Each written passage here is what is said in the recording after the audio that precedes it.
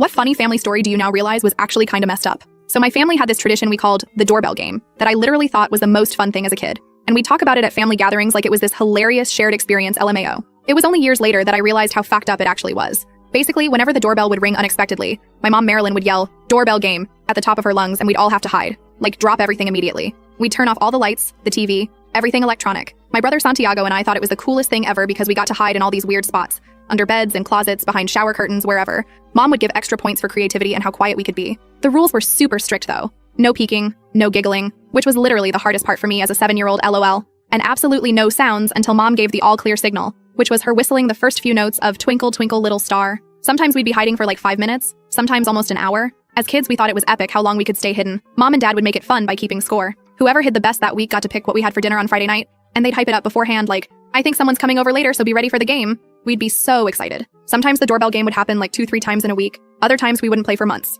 There was no pattern to it that I could tell. I remember one summer when I was about 9, we played almost every day for 2 weeks straight. That was the summer Santiago got so good at hiding that Mom joked he could disappear into thin air. The thing is, we were never allowed to talk about the doorbell game with anyone outside our family. Mom was super serious about this. She'd say, "What happens in the doorbell game stays in the doorbell game," and we'd all have to pinky promise. I thought it was just part of the game, like a secret club thing that made it extra special. Sometimes when we were hiding, I'd hear muffled voices at the door. Men's voices usually. They always sounded kind of angry, or frustrated maybe. As a kid, I thought they were just other people who wanted to play too, but weren't allowed in our special family game. Sometimes they'd knock for a really long time before giving up. There was this one time when I was about 10 that stands out. We were hiding for so long, like way past my bedtime. The guy at the door kept knocking and saying, "I know you're in there." He knocked for what felt like forever. I started getting scared and whispered to Mom that I wanted to stop playing. She just squeezed my hand really hard and put her finger to her lips. Her eyes looked different than they usually did during the game. She wasn't smiling. When I turned 13, I started thinking the game was kinda childish. One day the doorbell rang and Mom yelled, "Doorbell game!" And I just groaned and said I was too old for this. My dad literally dragged me off the couch and shoved me into the hallway closet, hissing that I was ruining everything. That was the first time I thought maybe this wasn't just a fun family tradition.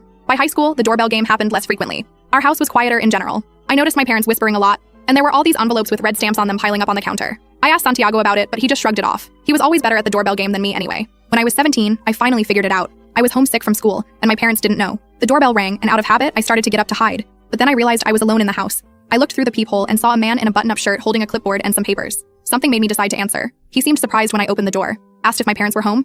I said no. He handed me an envelope and said it was very important that they get it. After he left, I'm not proud of this, but I opened it. It was some kind of legal document about our house being foreclosed. That night, I confronted my parents.